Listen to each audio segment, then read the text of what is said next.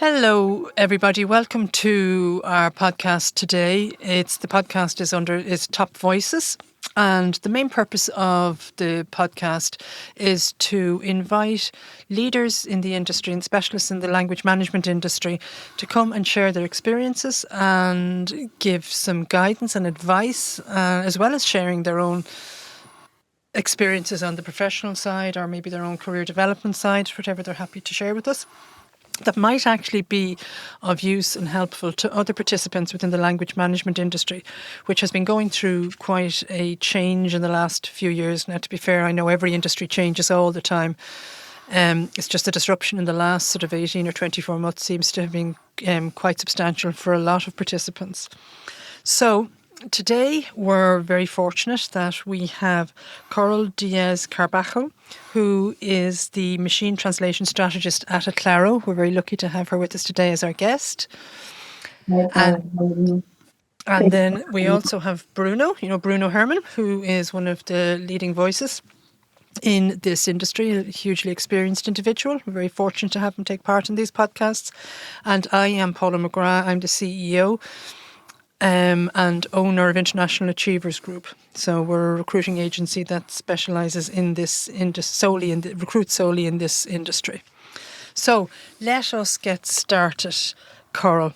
And what we're going to look at today is a discussion, hopefully get an opportunity to get to know you better, get to know more about your role, how that operates in the whole language management system, how changes have come about or what you've noticed.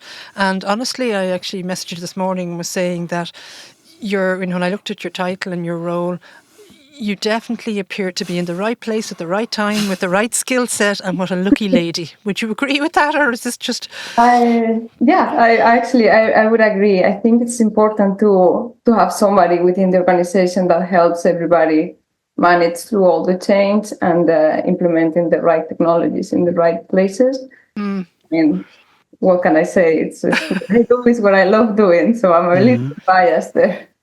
And maybe you'd want to tell us a little bit how you ended up getting into this industry and eventually in this particular role. Well, into the industry, I saw my grandfather. He had a bookstore. And that was one of my favorite places in the world, to just go there and touch everything, touch the books. And that's how I discovered I loved words. And then I started to learn English. I started to read books in English. I started to love literature in other languages. And and the ability to... during high school, my parents sent me for some months to the US. And I really liked the experience of being able to communicate in a different language. I thought I was really cool. And that took me into translation. So I studied translation, really loved it. At the beginning, I thought I would like to be an interpreter. As soon as I tried it, I realized I did not like that. But then I started to do some research for some courses, and I realized I really enjoyed the researching part. So this was, I think, 2014, and I started to research on how users would experience and interact with post-editing. So very, very early days. And I liked it, so I stick with it. And I tried to go for a PhD because I like researching, but life happens and I needed money. Yes. So I found a job as a post editor, because it was the easiest way for me to also get hands-on experience on the topic I was researching. I was pestering my manager with recommendations and ideas on how to implement different things. My project manager reached out to me one day and said, I see that you're very interested in this topic, and actually you have very good ideas here. Would you like to come in and help us drive all this change that's happening? And this was, I think, 2018. Okay. So it was a very smooth and fluent, actually. It was, at the end, I had to drop the PhD, unfortunately, because of time and priorities. But I'm happy. I'm still researching every single day at a different rhythm, for sure, different intensity. But I keep researching, and I really like it. You may get the chance to revisit the opportunity for a PhD, because that's obviously the type of thing. I would absolutely love that too, but I can hardly believe the age I am, and I still haven't gone down that road, even though it's been sitting at the back of my mind for many, many, many years. I was told years ago to write a book about a particular topic. I still haven't even started that. So I was also just listening, when you were talking there, that what a blessing it is, when you obviously have family support or parents that encourage you to travel and open your mind when you were still such a young lady, and then your boss saw something in you and then opened the opportunity for you. Yeah. So it's a blessing when we're, people are in situations like that. So. Yeah. Bruno explained to me that perhaps that your official title that's on LinkedIn is not broad enough to cover your area of expertise. So maybe I'm going to pass this over to Bruno, and then the two of you could chat a little more about that. Absolutely. Well, absolutely. I think that you are involved not just in machine translation, but also in AI. And I know, of course, there are many discussions around, the role of MT, the role of AI, how they can work together. So, as Paula just said, if you open that door with me, we can discuss for the rest of the weekend. So that's probably. And I know, I had the pleasure to be with you, Coral, in a panel for the Translating Europe Forum a few weeks ago in Brussels. And of course, we were asked about, the changes and the transformation in the language industry. And of course, it was a great panel because the topic itself was the hottest one, probably, of the whole forum. And I know you also attended last week the Language Intelligence Conference in Vienna, where you are based. So you were close to home. You were really, like the local person. But actually, I thought that your title should be broader than that. But of course, the first question that would probably be making sense in this discussion is, how do you see... and I know it's a big question, so probably you might take a few more minutes to find the right answer. But how do you see the sort of the value of being involved in machine translation like you are, but also having another hand or another finger in the AI world? Because of course, I'm also very deeply involved in the language technology space, and I know that obviously some of my clients are still machine translation oriented. Some clients are becoming more AI enabled. But how, from your perspective, and I would say from your company perspective, how do you see the sort of the two pieces going together? That's a very good question. Indeed, it's big. Yeah. I know. I think, well, first, things are changing very fast. So one advantage that I feel I had, and people that had a person like me within the organization, the advantage I see there is that we've been doing this type of transformation at a different level, but for some years already. So we have changed people's perspectives, we have introduced new technology, we have introduced new KPIs, new processes, for machine translation. It's true that AI now covers a broader, wider range of services. The way I like to see it, so that it doesn't get overwhelming, I think it's very important to not overwhelm people. That the easiest and fastest way for you to lose people's attention is overwhelm them. No. So in a very putting things in a very simple way, AI has opened new services.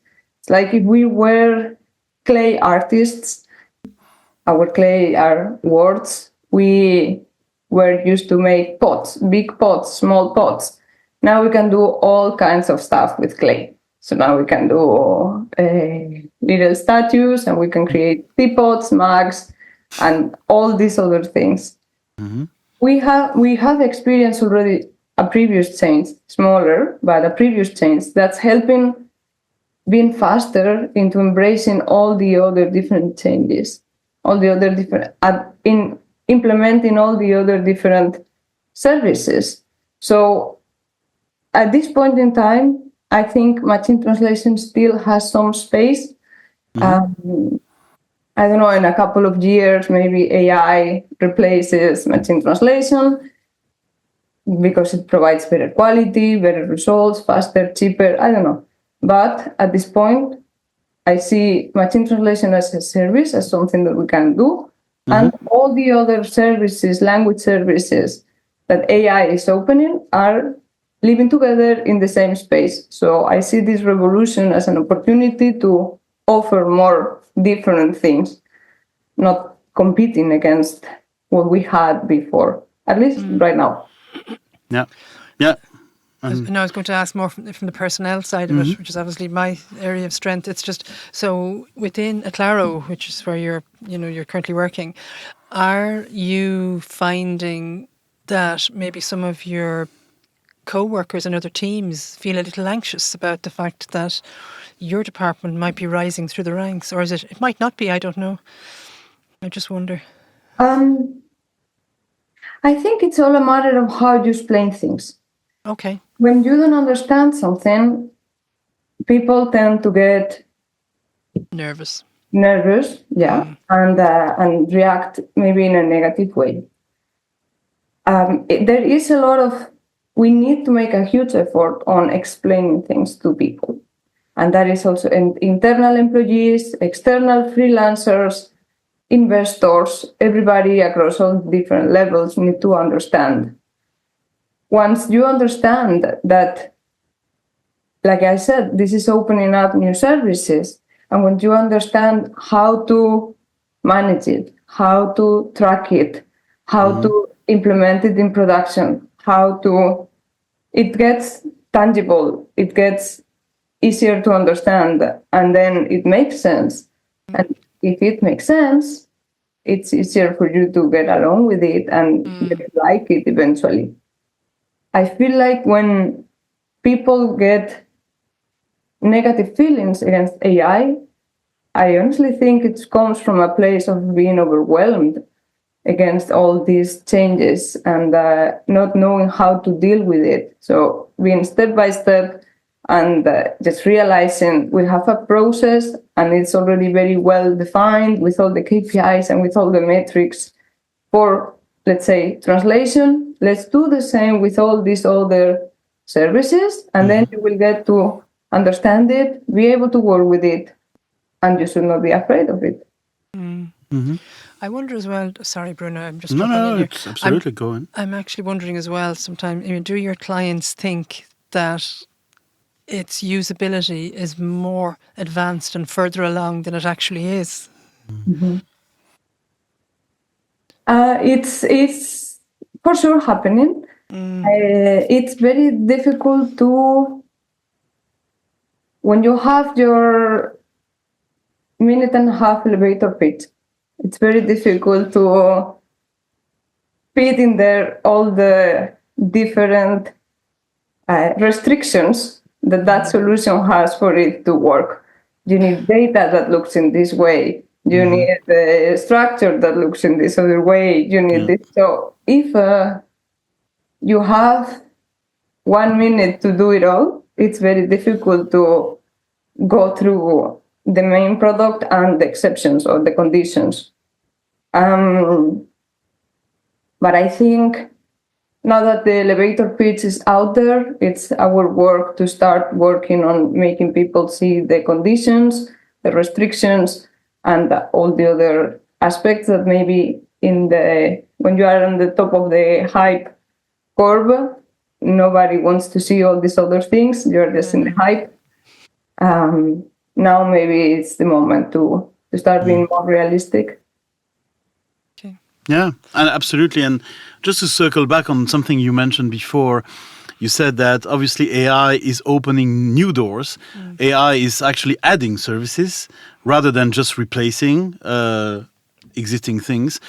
I totally agree with that. I think AI is augmenting, is supplementing the number of services that are available for language management. But something that is very interesting with your job title, it's of course machine translation, but it's also strategist. And I think that, well, I've been in this space for 30 years. When I started, there was not such title. You had project managers, you had linguists, you had a number of typical job descriptions related to the language industry. But over the years, and of course it started with machine translation, the importance of language technology grew, and because of that there were some new roles created. New roles related, of course, first with machine translation and today with AI.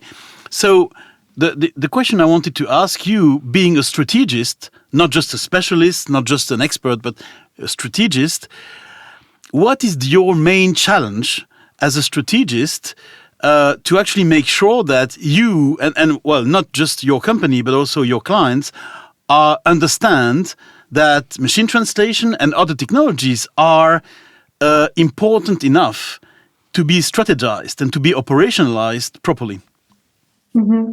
I think it's important. So when you are an expert in something, you know that one thing. I think the strategy part allows you to see all the other different pieces and bit and put everything together. When you are building a portfolio of AI solutions, you can start by, okay, what are the challenges our customers have? And figuring out the top 10 more common problems that you can solve with language to your top 10 customers.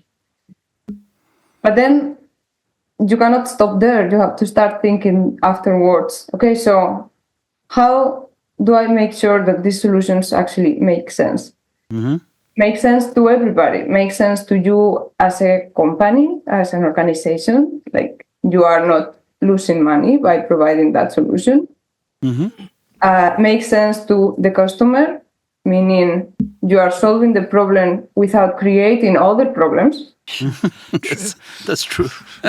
And make sense also to the people that are going to work with whatever it is that you are devising. Because at the end of the day, if you create the best product, but nobody wants to work with it or nobody wants to use it, then why did you create that product? So I think there are those three parts. Whatever is it that you implement, whatever is it that you suggest, has to make sense to everybody. And I think that is the difficult part. So that everything is improved, nothing is degraded. Yeah, absolutely. And on the same topic, you mentioned, of course, that the challenge is with people, which is very often the case with technology. When you want to implement it, when you want to adopt it, you have to make sure, as you said, rightly so, that people have to be engaged. They have to be. They have to know what technology is. They have to understand it, because usually people don't use what they don't understand. So my question is, because obviously in your space, machine translation, AI, technology in general, you have to deal with people who are more or less comfortable with technology. So you work with, IT people, you work with operations people, but also you work with more, I would say, more creative people, like marketing people, communications people.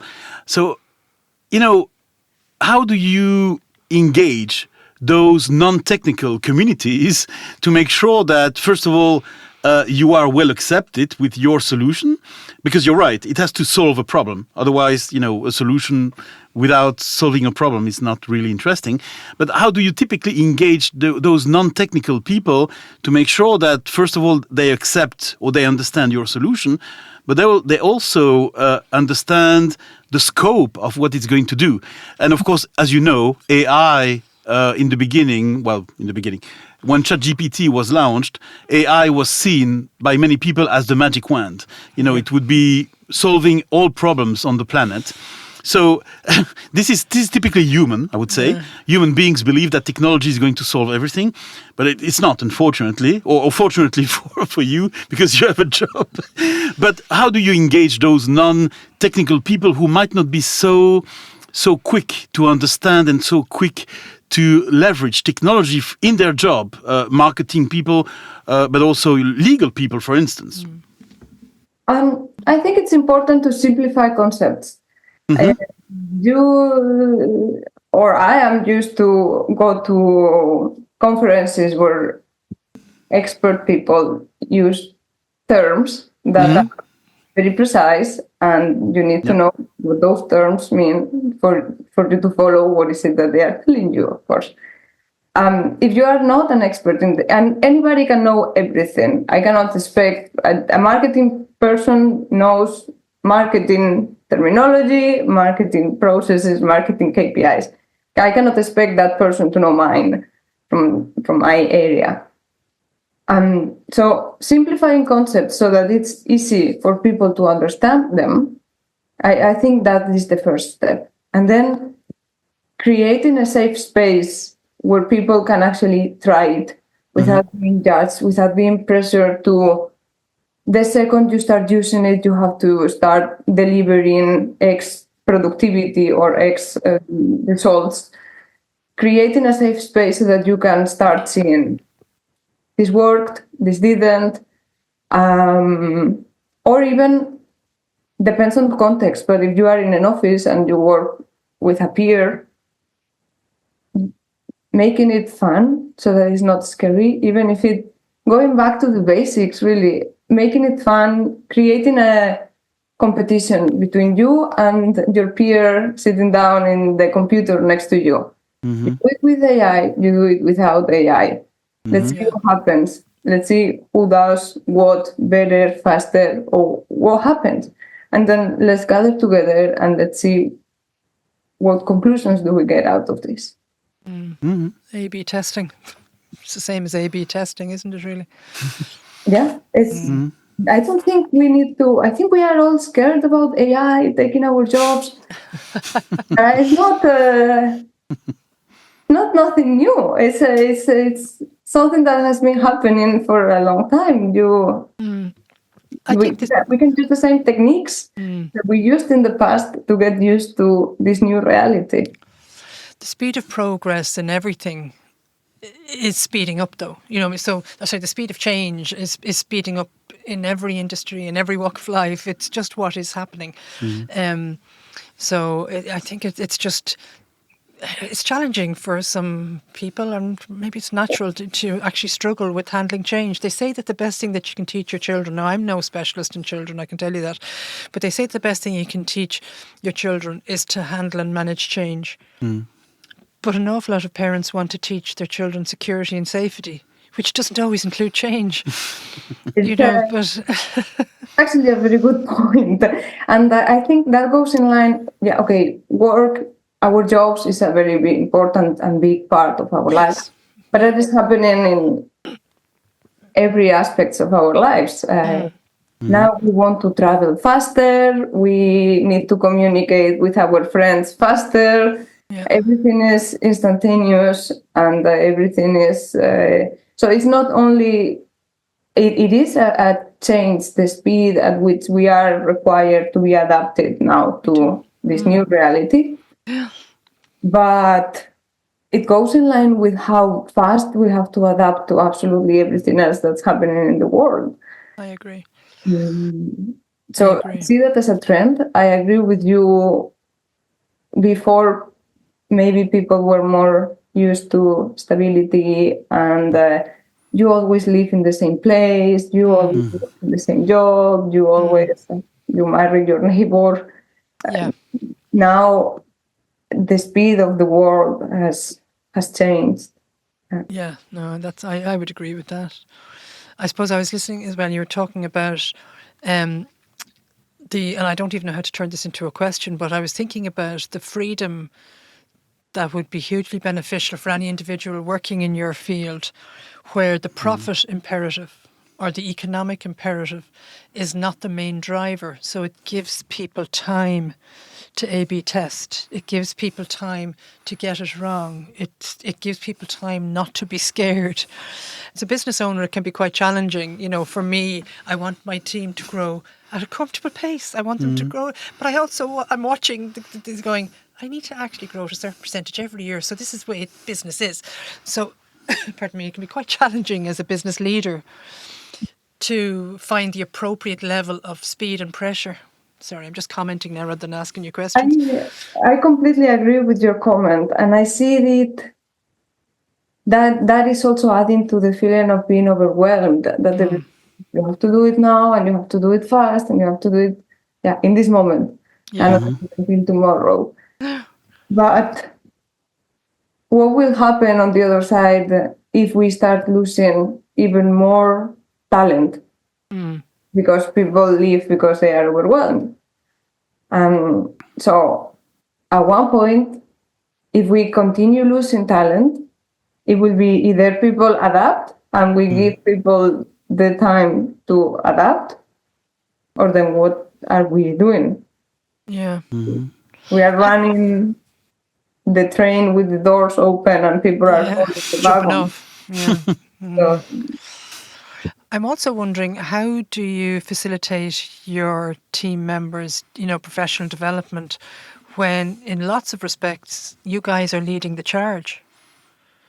So it's not as if you can send it out to that specialist or you can send your team to this specialist, because you guys are possibly one of the leaders in this charge.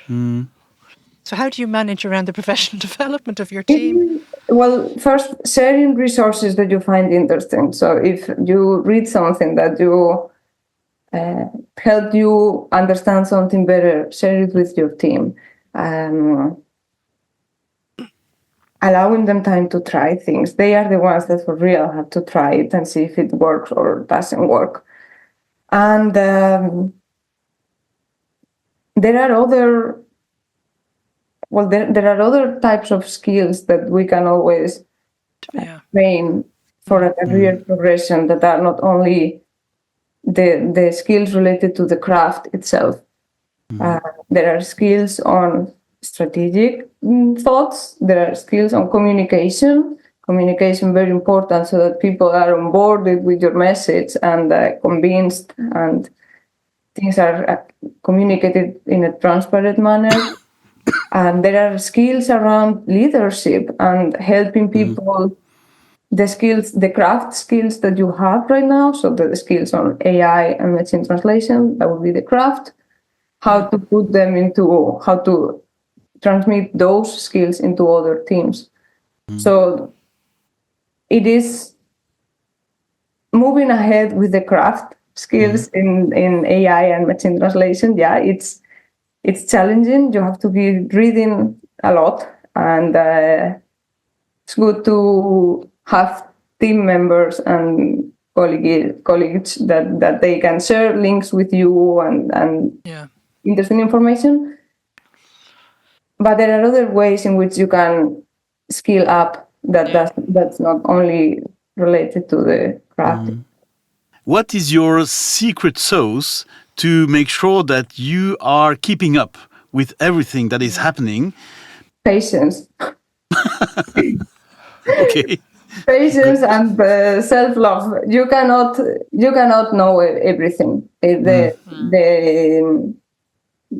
field is now way too broad, touching way too many points. You have also not only with language, but you have also all the multimodal models with images, videos, voices. So first, being honest with yourself. At the end of the day, you're also human, not a superwoman, and be patient with yourself. It's good that you know, but nobody can aim right now at knowing everything. If not, you will only learn. You will not have time to teach. You will not have time to implement. You will not have time to. You will only have time to learn. So, first, being honest with yourself, and second, be able to find what is it that you are needed so that then you can create something tangible out of it. When you are researching, it's very easy to keep researching.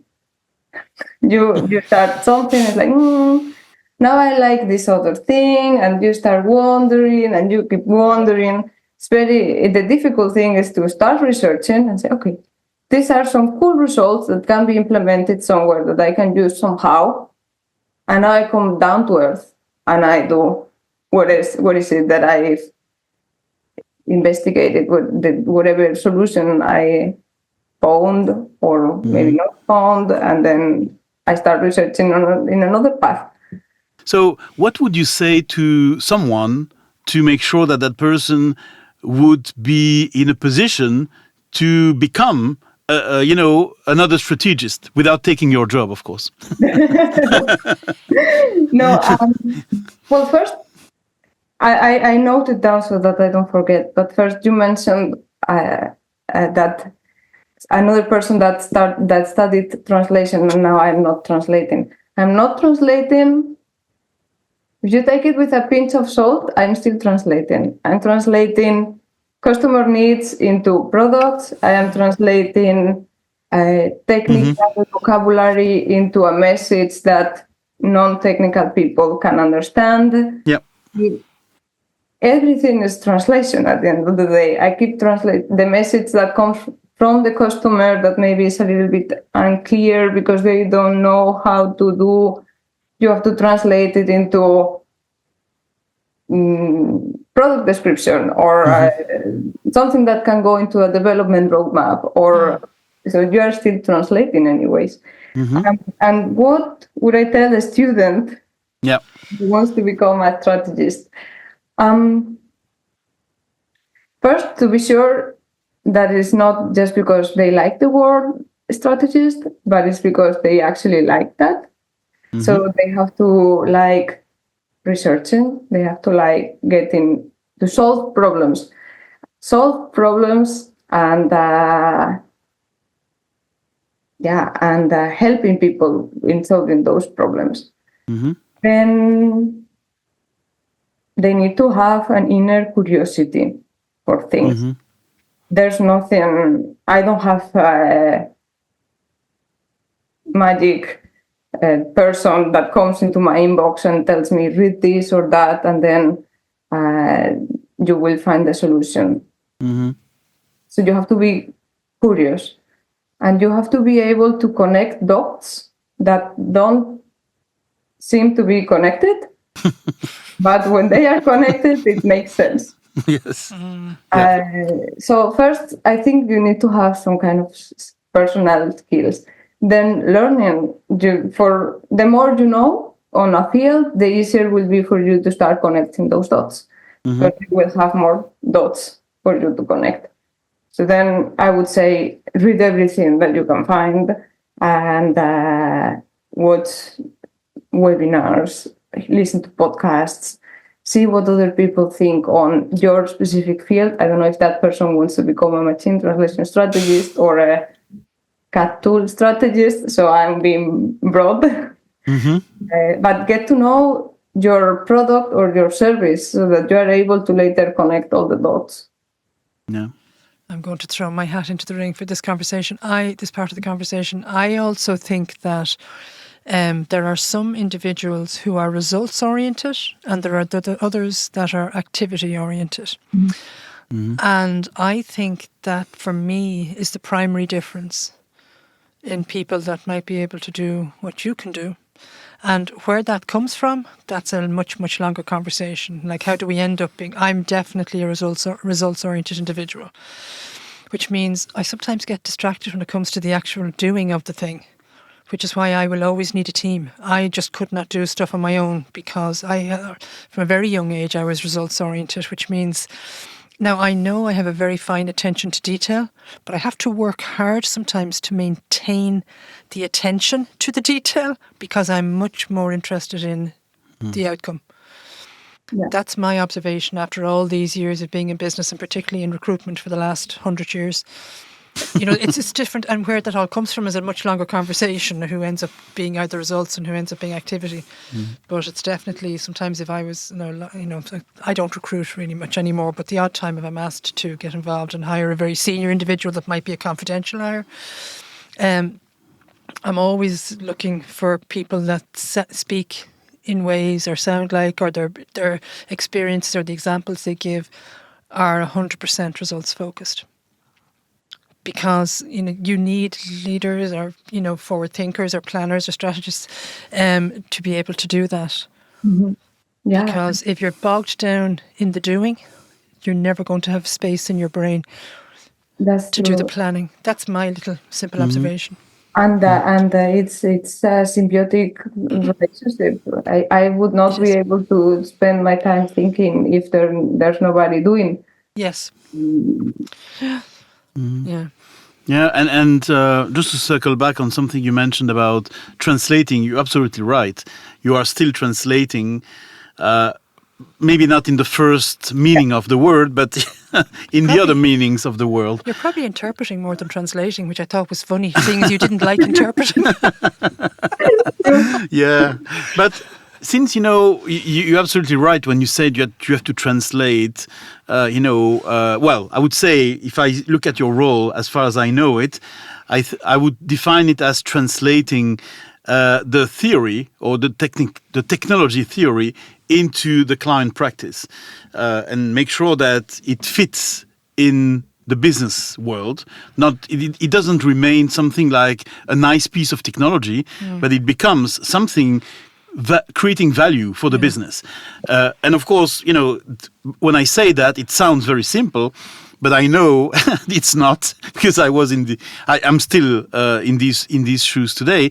So from your perspective, I'm just curious to know, when you are translating those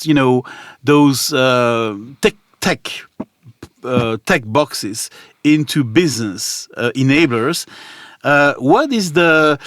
what is your experience working with different industries? Because, each industry is different in a way. Of course, there are some needs and some requirements that are the same across, different industries. But for instance, if you compare, being a strategist, an MT in AI for the automotive industry or the life science industry or the travel industry, do you see some particular challenges related to some industries?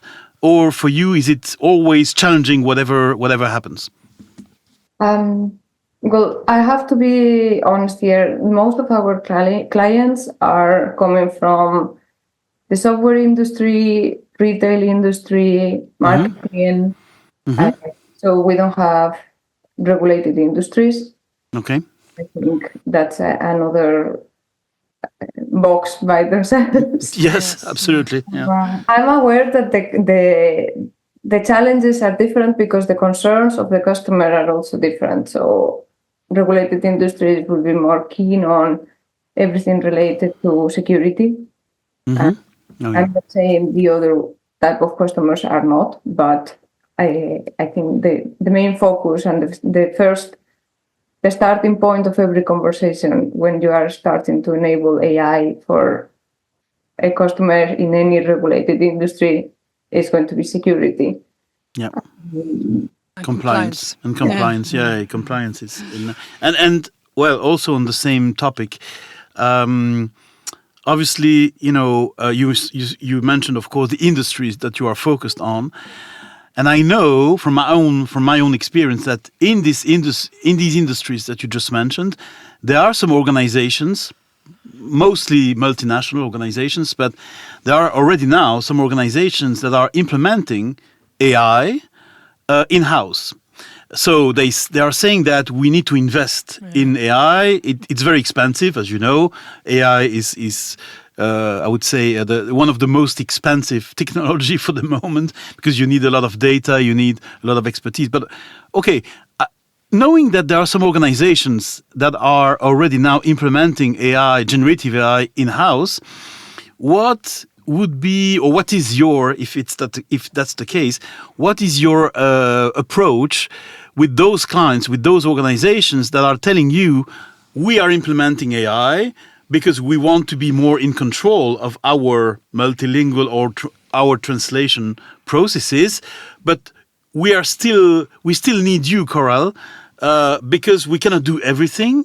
And of course, we need external support. Although, of course, generative AI enables a lot of organizations to do things on their own if they do it right. So what is your approach with those organizations that are telling you, we are already implementing our generative AI, but we still need you or your company as a partner to do things right? I welcome those conversations. Those companies, they have a gazillion of developers and engineers, and we have a gazillion of linguists. So it's again a symbiotic relationship there. Whatever, if it's working with language, generative AI working triggered by language, let's say a prompt. There's a need for a language partner there helping you in developing those solutions. I'm in favor for if that's part of your development roadmap as a software provider. You can develop whatever feature fits your product. They still need some kind of a language expert there to be sure that it's actually working and that they can deploy. Many of these multinational companies have multilingual products and they can see if it's working in English, but can they check if the same type of feature works in Korean or in, so they still need. Is it too early yet where maybe a client has walked away and said, we're going to do it ourselves and save all this money, and then they're now back? Is it too early yet for those experiences? I suspect, well, I know what's happened because we've had organizations, our suppliers telling us that clients are walking away, we're going to do it ourselves and we're going to save all this money. And there's going to be pain felt and eventually they're going to, in maybe a different format or different shape. Is it too early yet for that? No, I don't think it's too early. I think, well, in this case, we were talking about a big multinational software company developing their own feature for their own product. But that is a bit different. They just need linguists to verify that the language solution within the feature is working. So they know they need a linguist. But it's true, what I'm seeing is clients being wowed by a feature offered by AI or in whatever company, and they're like, yeah, okay, we don't need humans anymore. We can do it all with this one AI feature, and then they get to see it, and they are not wowed anymore. They're crying on a Friday night. And they start trying the next one and trying the next one, and I think it's a way of it's a dance always. I have tried it, I have seen it, I have seen what works, what doesn't, the limitations, the constrictions. If you don't see that, it's very easy to follow the magic and just think that everything works.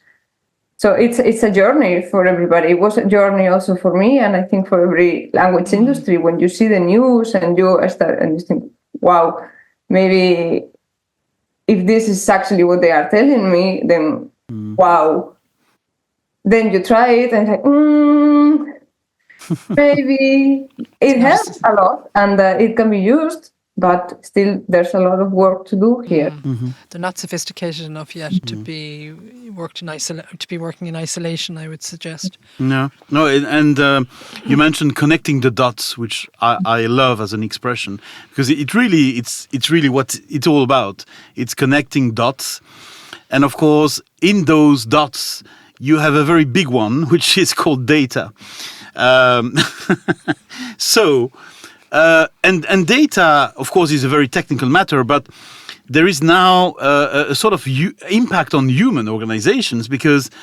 And you can tell me if that's your experience or not. But in my experience today, a number of companies, organizations, they give the ownership of data to their data science or IT organization. And some of these IT or data science organizations, they just don't own the data, but they also manage multilingual data to the training data that's going to be used to train the models. So and obviously, it goes back to another time in the localization industry where some people were saying that they didn't need translators because they had multilingual people in their organization. So now I hear not the same people, but the people who are kind of similar, because they say we don't need linguists anymore because we have multilingual data scientists. Is it something that you are experiencing, to actually, connect the dots between data science and language management, language expertise? I'm sure it's happening. Now, if I give my opinion here, I think everybody has their own values, and the value that you can add to our organization is unique. And the best thing the organization can do is to use you in the way that you are adding your unique value. If you are hiring multilingual data scientists to do only language-related tasks, I think you are not making the best use of your data scientist. Yeah. I'm in favor of using different people for different purposes based on their skill sets. And I can see why you can see it as a short-term measurement to cut down costs. But at the end of the day, if that multilingual, I'm assuming that the multilingual skills of this person are perfect. That person maybe is developing less because he's also testing the results instead of delegating tasks and being able to develop in a more agile way, focus your strengths on what's your main strength. But you'd probably struggle to retain those individuals if you're diluting their skills. Yeah. That's something that an organization has to bear in mind. So yes, it might save some dollars in the short term, but I suspect it's a much more costly exercise from a staff retention, because attracting staff is an expensive part of any organization's annual budgets. Absolutely. And as you said, Coral, that's exactly right. I mean, in my opinion, of course, I'm also sharing this perspective that you need different types of expertise to actually connect the dots. Because actually, you're right, data scientists, they have data expertise, data management expertise. Language experts, they have the language expertise. And of course, if you bring those together, then you are creating more value than just trying to use one or the other separately. And of course, you end up with a result which is not according to your expectations. So, but that's a great point, because you as a strategist, I think you might be also well positioned to explain that to people and say, you don't need just one type of expertise, you need more. Yeah. So that is, And we go back to the same point as before.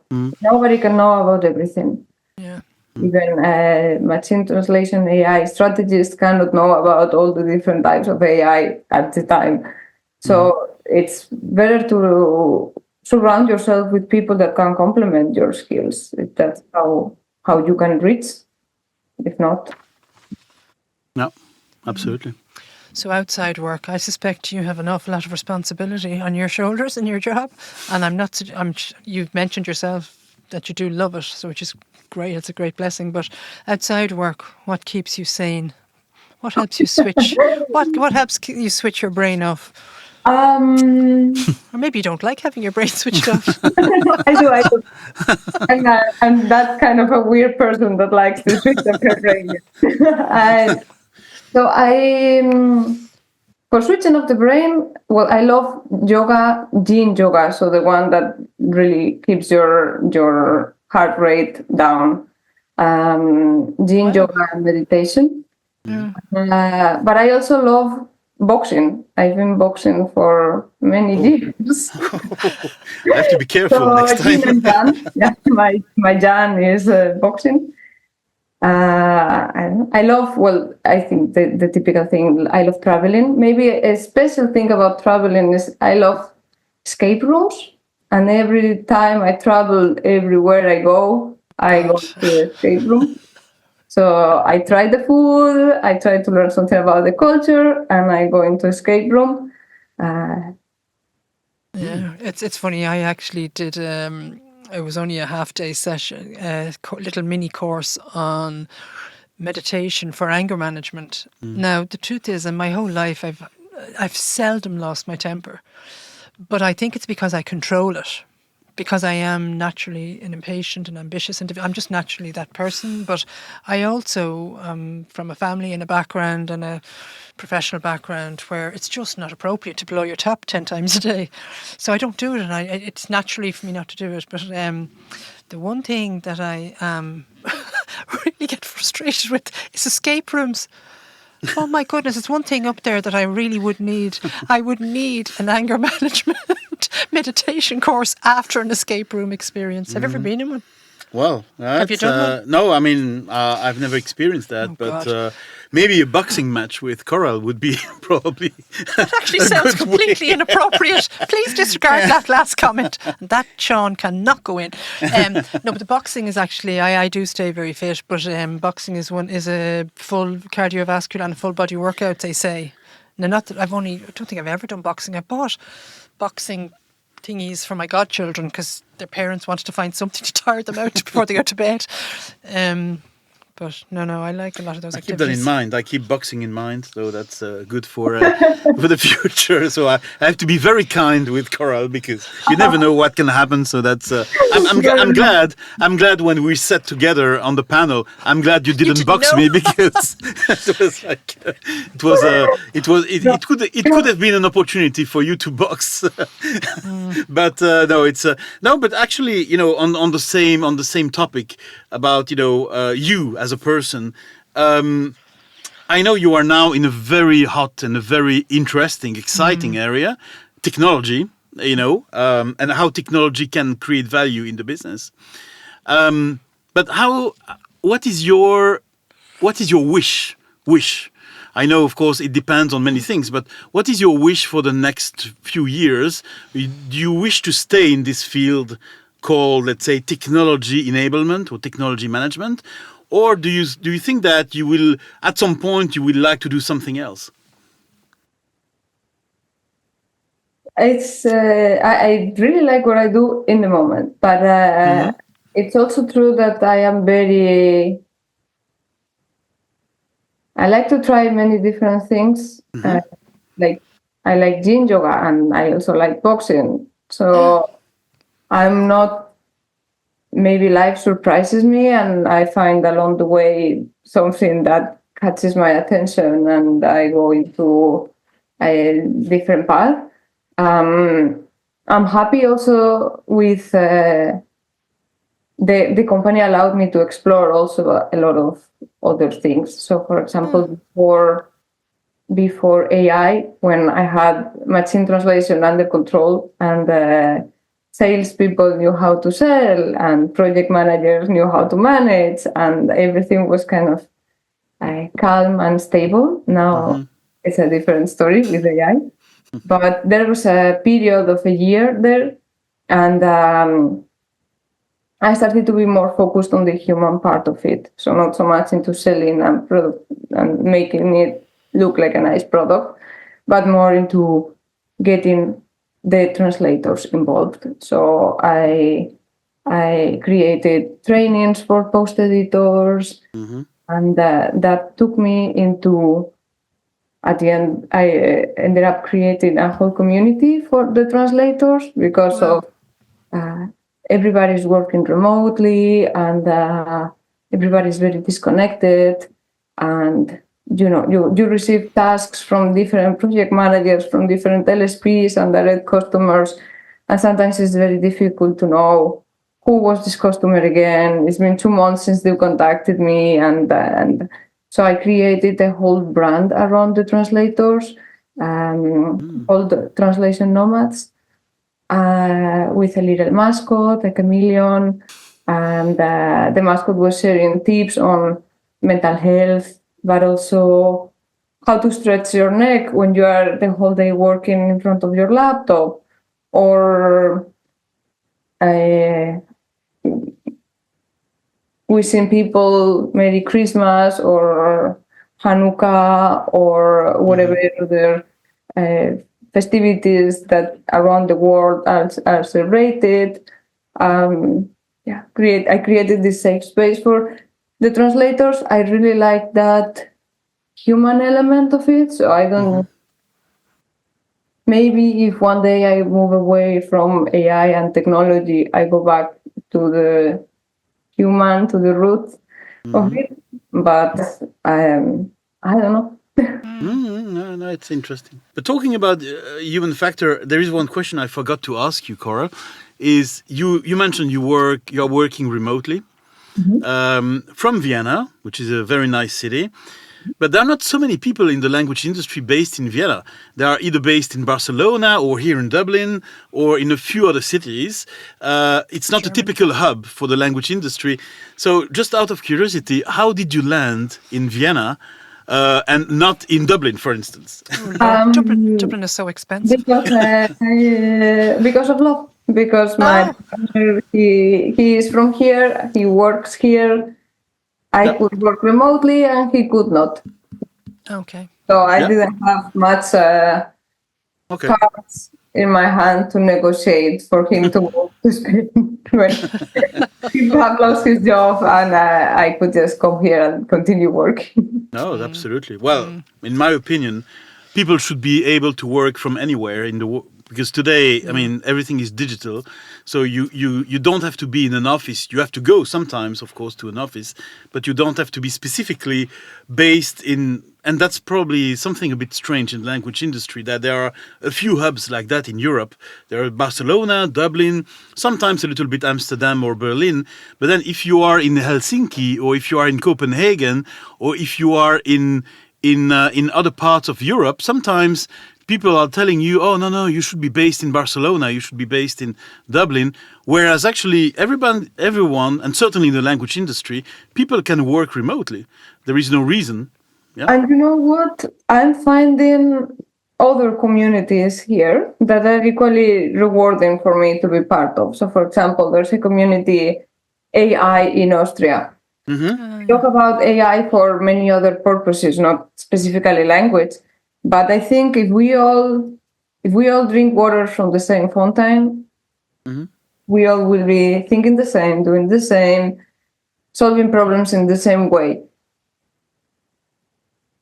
Life took me to Vienna, where there's not a strong language community indeed. But I found other communities, and I'm drinking water from that fountain. And that's helping me also see other points of view. And at the end of the day, that also comes a lot with what we were talking before regarding to curiosity.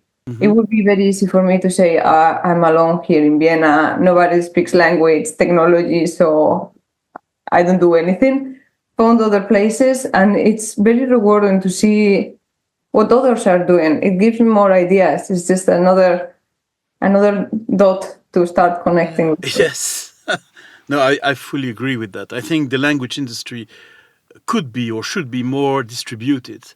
At least in Europe. I think in other parts of the world, in the United States, for instance, of course, there are people working in the Silicon Valley or in New York, but you have other people based in other parts of the US. And I think that in Europe, you have this sort of hub based approach, which is that if you are not in Barcelona, Dublin, or Amsterdam or Berlin, it's more difficult for you to get a job in the language industry because people ask you, "Oh, you are in Norway, you are in Finland." Oh, it's there are very few people. So I think you're right. The bright side of being based in Vienna or in other cities is that you discover other communities. I think that's absolutely necessary, and I would hope that it would be more well accepted actually to be working remotely, which is absolutely fine today. I mean, it's technically speaking, we are, we can work remotely fairly easily. Not for any job, but at least for a number of jobs, and I think that it's interesting. But I remember, when I saw your profile, I said, "Whoa, wow, someone who is based in Vienna. Okay, interesting.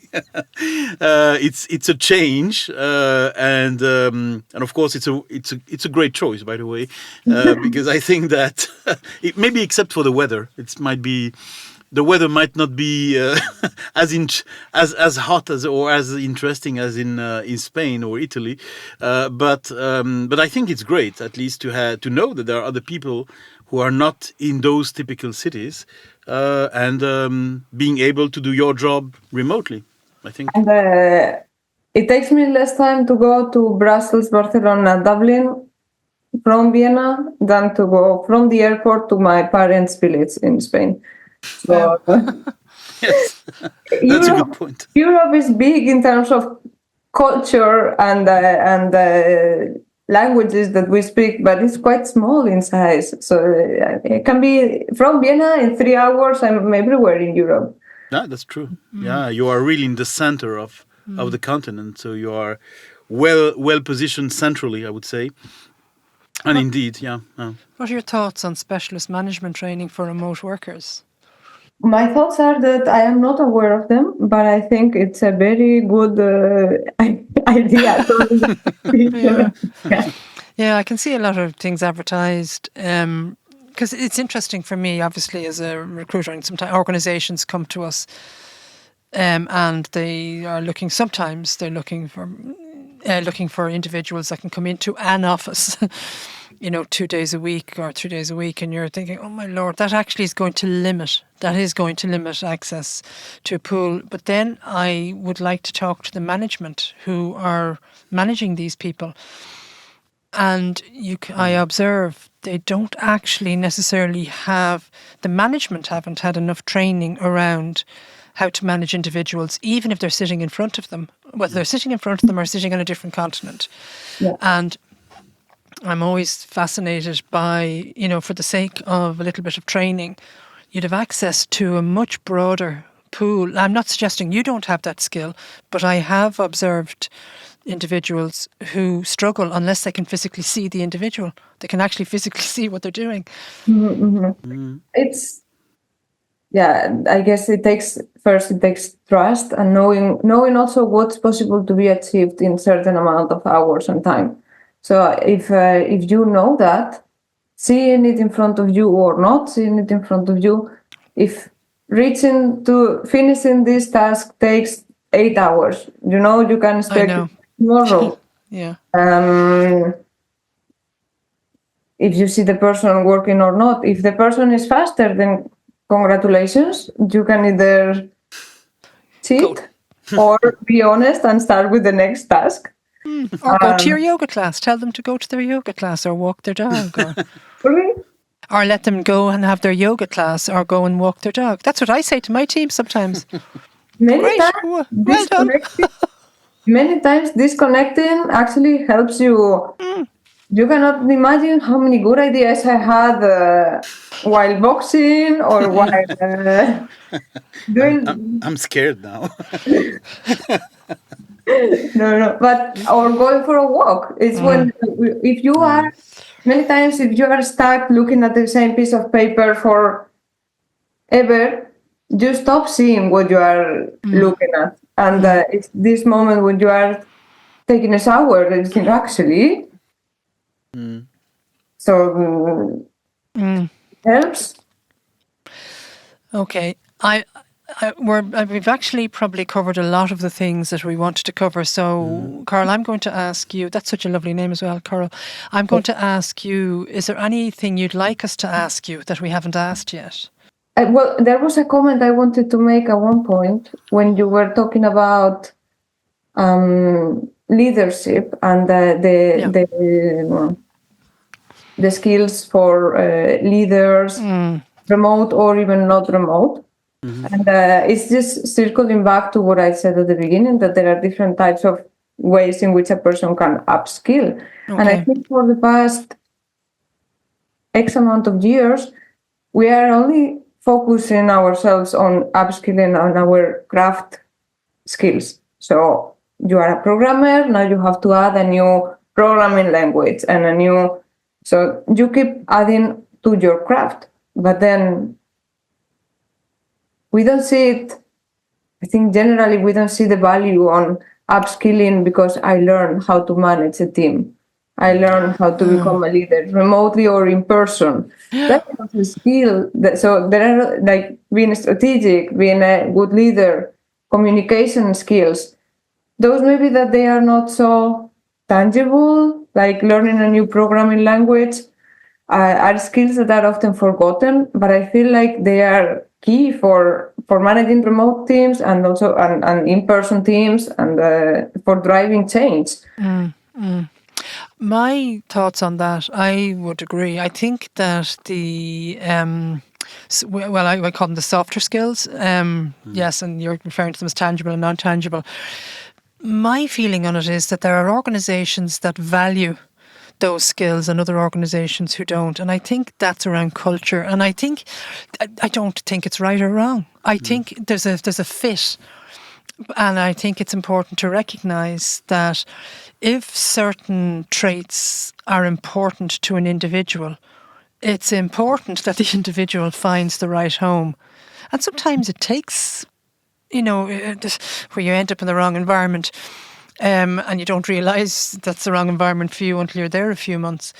But I think the reality of it is those things matter to some organisations, and it's in their culture and it's within their mission statement and all that stuff. And for others, it's not. And both can be equally successful as long as they're with the right people that fit in that culture. Exactly, yeah. For me, having a career development and knowing that I will be able to learn something is very important. I like learning in general, and that's another good skill. If you want to become a strategist, you have to love learning. Yeah, yes, I agree. It's funny, not funny, what I sometimes say to organisations who want to have proper discussions around how do we attract the right talent for us. And one thing I think is hugely important is that you make I think every employer is an employer of choice. I think they are. And I think but it's important to identify what is it about you that what's your point of choice? What's your point of choice? And yes, you can actually look at service offerings from an organisation on a piece of paper for 10 different LSPs, let's say. And it actually on paper all looks the same. But it's 10 different employee experiences. But an awful lot of organisations don't set aside the time to identify what the experience is and what is your employer of choice point. And if organisations, are set aside even a half an hour or an hour discussion about that, the difference it makes to the nature of the individuals that are attracted to them, there's a better chance. And there's no such thing as perfect match. No matter how hard you try, it doesn't exist. Because no matter how you try, there are going to be some days in an organisation where there's a different imperative that changes the culture, sometimes hopefully just for that day. But at least it improves the chance to identify a more suitable match. But a lot of organisations don't put that time in. And what I've said to organisations, oh my goodness, you're paying consultants, you're paying external strategists to tell you what's your messaging around selling your service or your product. But you're not, and you can pay them $500,000 a year for that. You might pay them, and that's valuable information, hugely valuable information. But put in an hour or 2 hours time to identify what's the same message to attract the people that you need to deliver all this stuff that you've just paid all that money to identify the message on. So I personally believe that it all matters. It all matters. But what matters more then is after that is that people find the right home. Yeah. No. But also accepting that none of it is going to be perfect. And not that it is going to be static also. There Yes, are that's true. factors that will influence the culture of a company or what is it that you expect in this moment of your life. Maybe now I'm all about learning, and at one point I just started off learning and I don't want to learn anymore. I just want somebody to tell me what to do, and Yeah, I get the that. same repetitive task a new day, every day. That's right. Things change, so maybe it's a perfect fit today, but maybe it's not tomorrow, because That's it. That's exactly it. So I'm going to say thank you very much for your time. It was really, really lovely to meet you. Very enjoyable conversation. I suspect some of it wandered far too far into the philosophical side of life. I personally enjoyed it very much, but I enjoyed too. I mean, I second that. So thank you very, very much for your time. I know, we are recording now on a Friday afternoon, or even evening now, slowly getting into the evening. So thank you very much for your time, very much for your insights, because you are, as I said before, you are in one of these roles that are very important for the moment in terms of technology enablement. So, again, translating technology into value. So I think it's key. I think there should be even more people like you, to be honest with you, to be able to maximize the value of technology, because at the end of the day, that's what many organizations, or maybe all organizations, really want, is actually, yes, we need technology, but we need it for a purpose. The purpose being, first of all, the business, if you are in the private sector, or if you are in the public sector, it can be just the rights of citizens. So there might be other purposes which are related to technology. And so for all these reasons, I think roles like yours are really, really important, not just today, but also I think probably in the next couple of years, because technology is, of course, moving fast, but the human factor is always there. So it's absolutely necessary to have those people like you who are able to connect the dots. I think that's the best definition for you. You are connecting dots, which is very very interesting as a job. But thank you very much for your time, and let's keep in touch, of course. Of course. Thank you so much for inviting me, and it was a pleasure to get to know you, Paula. From Bruno, I feel very humble to hear all these things, because you are a person that I've been following. You are one of the people I read everything you post, and one of the source of knowledge is also come from you. So thank you so much. Thank you.